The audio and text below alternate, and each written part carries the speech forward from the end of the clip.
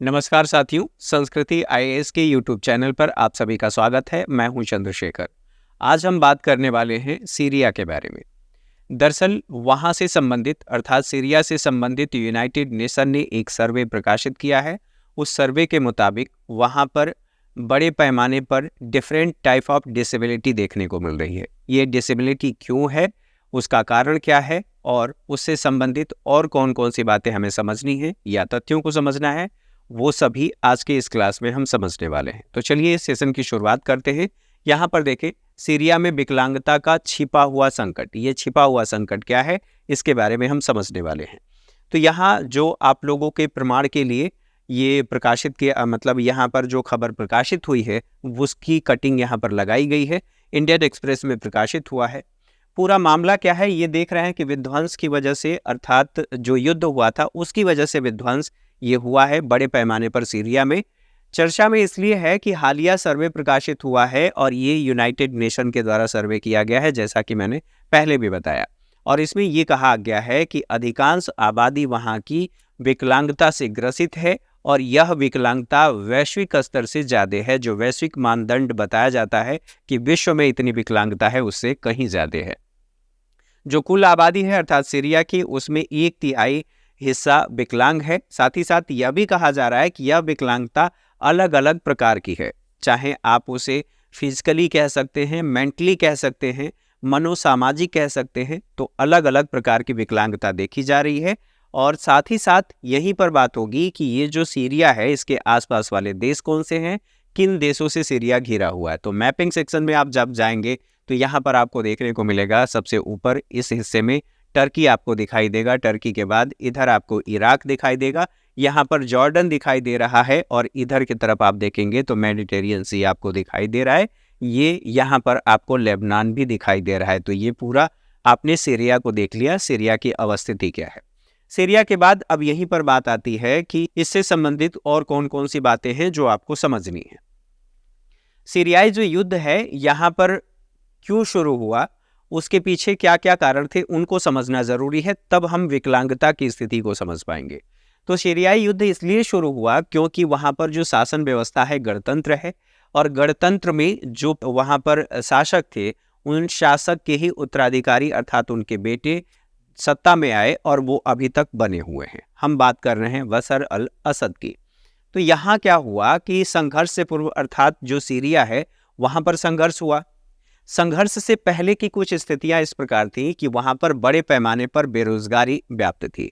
बेरोजगारी के साथ साथ वहां पर जो अधिकारी हैं और जो नौकरशाह हैं, उन सब में भ्रष्टाचार की गतिविधियां देखने को मिल रही थी। साथ ही साथ जो राजनीतिक स्वतंत्रता एक नागरिक को मिलना चाहिए, वो स्वतंत्रता नागरिकों को नहीं दी गई।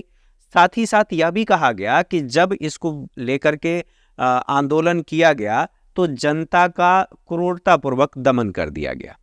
अब सवाल ये है कि इस आंदोलन की शुरुआत या सीरियाई जो युद्ध है, इसकी शुरुआत कहाँ से होती है या उसकी जड़ें कहाँ हमें देखने को मिलती हैं। तो 2010 की घटना आप लोगों को याद रखना है। 2010 में ट्यूनीसिया में एक घटना हुई थी। घटना कुछ इस प्रकार थी कि एक व्यक्ति जो वहाँ पर रेहड़ी पटरी लगाने वाला व्यक्ति था, आप ये कह सकते हैं स्ट्रीट वेंडर था, वो अपना जो ठेला या ढकेल जो कुछ भी आप कह सकते हैं भारतीय भाषा में, वो लगा रहा था। उसको वहाँ के अधिकारियों ने प्रताड़ित किया और जैसे ही प्रताड़ित हुआ वो बेचारा तंग आकर के अपना आत्मदाह कर लिया। आत्मदाह करने के बाद उस घटना के सपोर्ट में और जो भ्रष्टाचार वहाँ पर व्याप्त था, उस भ्रष्टाचार के विरोध में लोगों ने आंदोलन शुरू कर दिया। इसे अरब स्प्रिंग कहा जाता है और यही ट्यूनीशिया की घटना पूरे अरब देशों में फैल गई। अर्थात पूरे अरब देशों में जो लोकतंत्र है उसकी मांग शुरू हो गई, नागरिक अधिकारों की मांग शुरू हो गई, स्वतंत्रता की मांग शुरू हो गई। और धीरे धीरे ये घटना बढ़ते बढ़ते यहाँ अर्थात सीरिया तक पहुँच गई। तो ये आपको ट्यूनीशिया यहाँ पर दिखाई दे रहा है। देखिए मैप में आप देखेंगे तो आपको दिखाई दे रहा है। अब जो इससे संबंधित बातें हैं, हमने चूंकि सीरिया की बात की है तो सीरिया यहाँ पर आपको मैप में भी दिख रहा है। ये सीरिया, इसके आसपास वाले देश भी आपको दिखाई दे रहे हैं। ये जो घटना यहाँ पर फैली, मतलब हम सीरिया की बात कर रहे हैं, आगे चल करके ये घटना और ज़्यादा बढ़ गई और बढ़ी कुछ इस प्रकार से। एक बार बशर अल असद के बारे में बात कर लेते हैं। ये वहाँ के राष्ट्रपति हैं। वर्ष 2020 में इनके जो पिता थे हाफिज अल असद, इनके स्थान पर ये वहाँ पर सत्ता में आए थे। संघर्ष यहाँ पर इसलिए भी शुरू हो गया क्योंकि वहाँ पर दो प्रकार के जो मुस्लिम आबादी है उसमें दो कम्युनिटी देखने को मिलती है, एक को शिया कहते हैं, एक को सुन्नी कहते हैं। तो जो राष्ट्रपति हैं वो शिया समुदाय से हैं, जबकि वहाँ पर बहुसंख्यक आबादी जो है वो सुन्नी है। इस बात को लेकर के भी संघर्ष शुरू हो गया। अब ये बातें चल ही रही थी कि वहाँ पर आप देखेंगे, वहाँ मार्च 2011 में सीरिया का जो दक्षिणी शहर है दारा, वहाँ पर लोगों ने लोकतंत्र के समर्थन में मांग शुरू कर दिया, या यूं कह सकते हैं आंदोलन शुरू कर दिया। जैसे ही आंदोलन शुरू हुआ, सरकार ने उस आंदोलन को क्रूरतापूर्वक दबा दिया, और जैसे ही दमन हुआ उसका परिणाम यह हुआ कि 2012 में यहाँ युद्ध शुरू हो गया, गृह युद्ध शुरू हो गया। और इस गृह युद्ध में जो बाहर की सेनाएं थी, बाहर के जो देश थे, चाहे आप ईरान की बात कर लीजिए, अमेरिका की बात कर लीजिए, सभी देश यहाँ पर घुस गए। ये आप देख सकते हैं, जो लोग वहाँ पर लोकतंत्र के समर्थक हैं उन लोगों ने मार्च निकाला और आंदोलन शुरू कर दिया। ये सब बातें चली रही थी। अब इसी में बात होती है कि जो सीरिया का संघर्ष है, सीरिया का संघर्ष क्षेत्रीय और वैश्विक ताकतों का इसमें प्रवेश हुआ। और इसमें कौन कौन से देश थे? यहाँ ईरान, रूस, सऊदी अरब, अमेरिका, असद और उनके सहयोगियों के खिलाफ इन्होंने सहायता देना शुरू किया।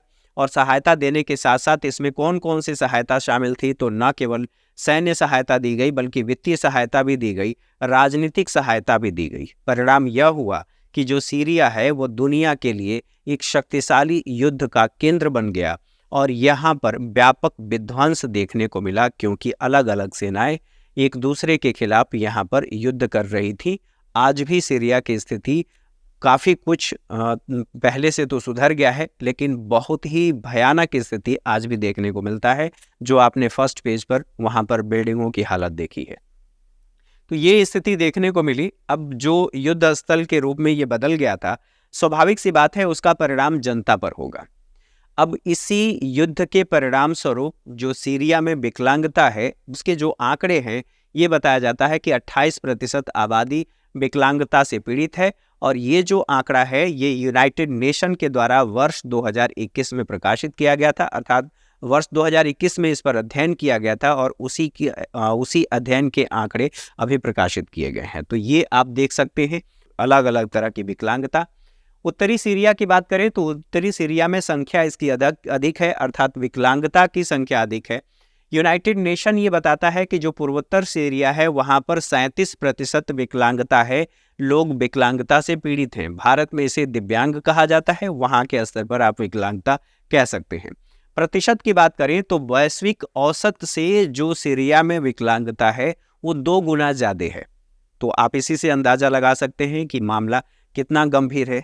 लेकिन ये तो यूनाइटेड नेशन का आंकड़ा है, लेकिन जो एनजीओ हैं, गैर सरकारी संगठन, उनका ये कहना है कि विकलांगता की वास्तविक स्थिति, या जिसे आप आसान भाषा में कहते हैं कि ग्राउंड रियलिटी, दरअसल कुछ और ही है। उनका ये कहना है कि जो यूनाइटेड नेशन ने बताया है उससे कई गुना ज़्यादा वहाँ पर विकलांगता की घटनाएं और विकलांग लोगों को देखा जा सकता है, उनको गिना जा सकता है।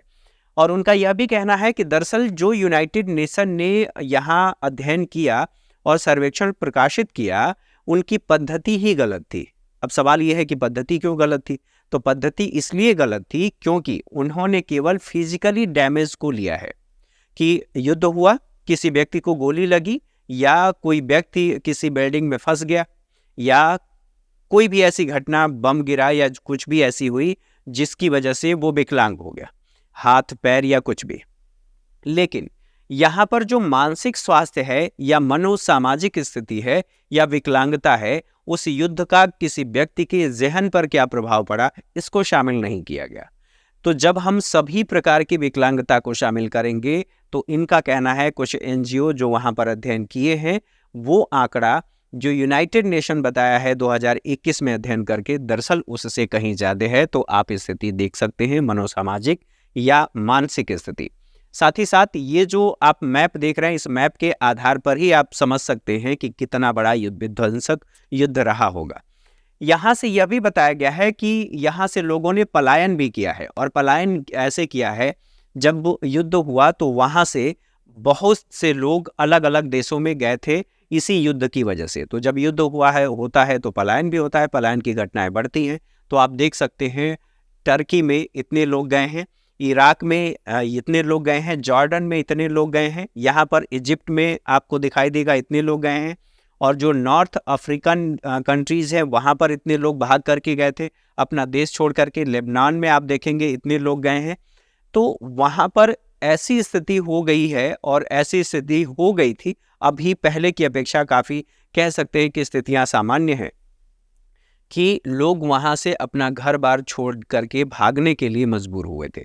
तो युद्ध पलायन का कारण बनता ही है। तो इससे संबंधित लगभग सभी बातों को हम लोगों ने देख लिया, समझ लिया। अब बात यहाँ पर आती है, विकलांगता का कारण क्या है। तो ह्यूमन राइट्स वॉच जो है, एक संगठन है, इन्होंने जो शोध किया, इनके एक शोधकर्ता है एमिना सेरिमोविक। इनका कहना ये है कि ये जो विकलांगता सीरिया में देखी जा रही है, दरअसल उसका सबसे बड़ा कारण युद्ध है। युद्ध केवल फिजिकली डैमेज नहीं करता, लोगों के मानसिक स्वास्थ्य को भी प्रभावित करता है। तो इन्होंने कहा है कि युद्ध तो प्रमुख कारण है, इसके अन्य कारण भी हैं कि जब युद्ध हुआ उसके बाद जो पुनर्वास सुनिश्चित किया जाना चाहिए था, जो लोगों को सुविधाएं उपलब्ध कराई जानी चाहिए थी, जैसे स्वास्थ्य सेवाएं, स्वास्थ्य देखभाल की यहाँ पर कमी थी। उसके अलावा अन्य जो सेवाएं वहाँ पर दी जानी चाहिए थी, जैसे कि आप बात कर सकते हैं मेडिकल फैसिलिटी के अलावा पर्याप्त भोजन, या फिर उन्हें बच्चों को स्कूलिंग इत्यादि इत्यादि, ये जो सुविधाएं उपलब्ध होनी चाहिए थी वो उपलब्ध नहीं हो पाई। एक गुड गवर्नेंस की जो बात होती है वो उपलब्ध नहीं हो पाया, ये तो कारण है ही। इसके साथ साथ यहाँ पर प्राकृतिक आपदाओं ने भी कहर ढहा, और उसकी वजह से लोग विकलांगता के शिकार हुए। तो यहाँ तक आप लोगों ने समझ लिया। इसके बाद international review of the red cross general, इनका ये कहना है कि नवंबर 2022 का जो अंक इनका प्रकाशित हुआ था, उस अंक में इन्होंने कहा था कि जो सशस्त्र संघर्ष है यह नई विकलांगताएं पैदा कर रही है, और ये नई विकलांगताएं जो वहाँ के लोगों में देखी जा रही है वो बहुत ज़्यादा घातक हैं। तो यहाँ पर इस रिपोर्ट में बताया गया था। साथ ही साथ इसी से संबंधित कुछ और बातों को देख लें तो यहाँ जो छिपा हुआ विकलांगता हम लोगों ने पहले देखा था फर्स्ट पेज पे, उसकी बात हो रही है।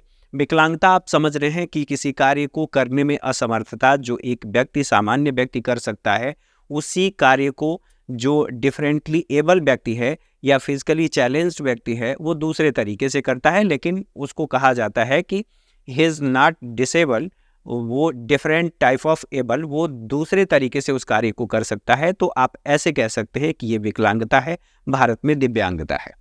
तो यहाँ पर जो कहा जा रहा है छिपा हुआ विकलांगता क्यों कहा गया है, तो विकलांगता की दर यहाँ पर सबसे ज़्यादा है। पहली बात, सैन्य संघर्ष से ये विकलांगता हुई है, और इस तरह की विकलांगता हुई है जिसे देखा नहीं जा सकता, जिसे बताया नहीं जा सकता, लेकिन महसूस किया जा सकता है। आपके ऊपर बहुत बड़ी ऐसी आपदा आ गई हो, बाहर से आप सब कुछ अच्छे दिख रहे हों, लेकिन अंदर ही अंदर आप टूट गए हों, तो उस विकलांगता को आप कैसे परिभाषित करेंगे। तो यहाँ पर अदृश्य या छिपे हुए के रूप में इसे वर्णित किया गया है। परिणाम यह भी है कहा जा रहा है, या परिणाम यह भी देखा जा रहा है, या इसका परिणाम यह भी माना जा रहा है कि जो कुछ भी युद्ध हुआ उसके बाद पुनर्वास की घटनाएं होनी चाहिए थी, पुनर्वास सुनिश्चित किया जाना चाहिए था, सुविधाएं उपलब्ध कराई जानी चाहिए थी, स्कूलों में सुविधाएं उपलब्ध कराई जानी चाहिए थी, बच्चों को शिक्षा दिया जाना चाहिए था, लेकिन नहीं दिया गया। यहाँ पर अभी भी वो समस्याएं देखी जा रही हैं, अर्थात बेरोजगारी पहले से इस समय ज़्यादा हैं। साथ ही साथ स्कूल छोड़ने की संभावनाओं में इसकी वजह से ये जो युद्ध की घटनाएं हुई उसकी वजह से वृद्धि हुई है, और इसीलिए इसे कहा गया है कि यह अदृश्य या फिर छिपी हुई विकलांगता है। जो यूनाइटेड नेशन के द्वारा रिपोर्ट प्रकाशित की गई है उस रिपोर्ट में ये बातें बताई गई हैं। तो इससे संबंधित लगभग सभी बातों को आपने समझा। आज के सेशन में मेरे साथ इतना ही। उम्मीद है आप लोगों को ये बातें समझ में आई होंगी। युद्ध का परिणाम क्या होता है, युद्ध कभी भी किसी भी व्यक्ति या देश के लिए अंतिम विकल्प होना चाहिए। तो आज के सेशन में इतना ही। अगली क्लास में मुलाकात होगी, तब तक के लिए नमस्कार, ढेर सारी शुभकामनाएं। Thank you for watching.